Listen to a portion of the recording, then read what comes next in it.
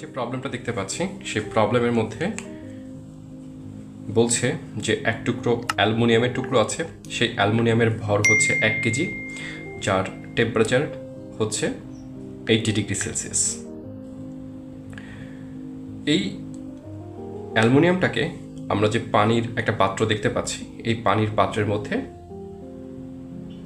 ফেলে দিব এবং এই পানির যে ভর সেটা হচ্ছে 2 কেজি এবং পানির তাপমাত্রা হচ্ছে 15 ডিগ্রি সেলসিয়াস।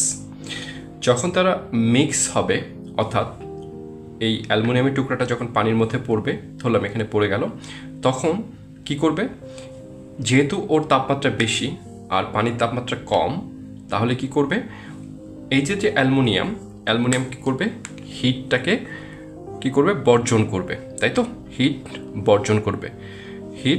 বর্জন করবে আর এই যে পানি, এই পানিটা হচ্ছে গ্রহণ করবে। অ্যালুমিনিয়াম বর্জন করবে আর পানি গ্রহণ করবে ওই একই পরিমাণ তাপ। আচ্ছা, অ্যালুমিনিয়ামের ভ্যালু দেওয়া আছে স্পেসিফিক হিটের, আর পানির আপেক্ষিক তাপ সেটা তো আমরা জানি।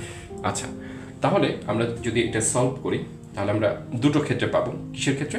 প্রথম হচ্ছে অ্যালুমিনিয়ামের ক্ষেত্রে। অ্যালুমিনিয়ামের ক্ষেত্রে ও কি করছে, হিট বা তাপ বর্জন করছে, তাই তো। ওকে, তাহলে হিট বর্জন করছে যেহেতু, আমরা এখানে QL লিখলাম। সূত্র কি? MS del theta. এটার ভ্যালু কত পাচ্ছি? M এর ভ্যালু হচ্ছে 1 কেজিস, S এর ভ্যালু কত? 908। তাপমাত্রার পার্থক্য কত? আচ্ছা, তাপমাত্রা যেটা হচ্ছে সেটা অ্যালুমিনিয়াম 80 ডিগ্রি ছিল, সেখান থেকে সে কোথায় যাচ্ছে? সে হচ্ছে মিশ্রণে যাচ্ছে। আর পানি কত? পানিও হচ্ছে মিশ্রণে যাচ্ছে। অর্থাৎ অ্যালুমিনিয়ামের ক্ষেত্রে যে তাপের যে বর্জন সেটা হচ্ছে কত?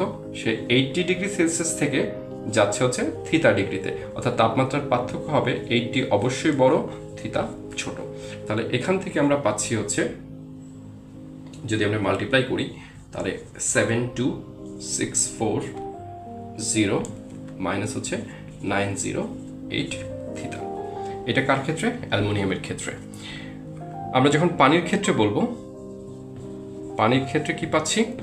পানির ক্ষেত্রে পাচ্ছি হচ্ছে 15 ডিগ্রি সেলসিয়াস তাপমাত্রায় যে পানি, সেই তাপমাত্রা মানে 15 ডিগ্রি সেলসিয়াস তাপমাত্রায় পানি তাপমাত্রা কি করলো? গ্রহণ করলো। গ্রহণ করে সে থিটা ডিগ্রি সেলসিয়াস তাপমাত্রার মিশ্রণে পরিণত হলো। সেক্ষেত্রে তার গৃহীত তাপ QG equals to MS del theta. তাহলে M এর মান কত? M এর মান হচ্ছে, পানির ভর বলেছিলাম হচ্ছে 2 কেজি, পানির আপেক্ষিক তাপ 4200 উইচ ইজ অলওয়েজ কনস্ট্যান্ট, আর তাপমাত্রা কত? 15 ডিগ্রি আর থিটা, এটার মধ্যে থিটাটা বড়, কারণ তাপ গ্রহণ করে সে থিতাতে যাচ্ছে, এই জন্য থিটা মাইনাস হচ্ছে 15 ডিগ্রি সেলসিয়াস। তাহলে এটাকে যদি আমরা ক্যালকুলেশন করি তাহলে এখান থেকে পাচ্ছি হচ্ছে 2100, দুঃখিত, এটা ভুল হয়েছে, ভেবেছিলাম 0.5। তাহলে এটাকে যদি আমরা ক্যালকুলেশন করি তাহলে আমরা পাবো হচ্ছে 8400 থিটা মাইনাস এই 8400 সাথে আবার 15 মাল্টিপ্লাই হবে, তাহলে আমরা পাবো হচ্ছে 12600। এটা হচ্ছে gain temperature. By the way, এই অঙ্কে একটা কথা আমরা বলিনি, বা যারা একটু চিন্তা করেন, আচ্ছা এই যে পাত্রটা ছিল, এই পাত্রর কি রোল ছিল?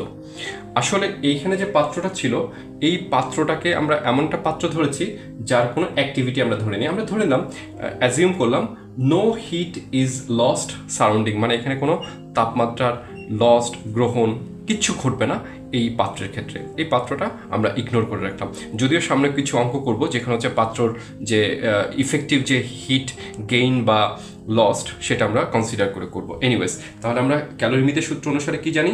গৃহীত তাপ ইকুয়ালস টু বর্জিত তাপ।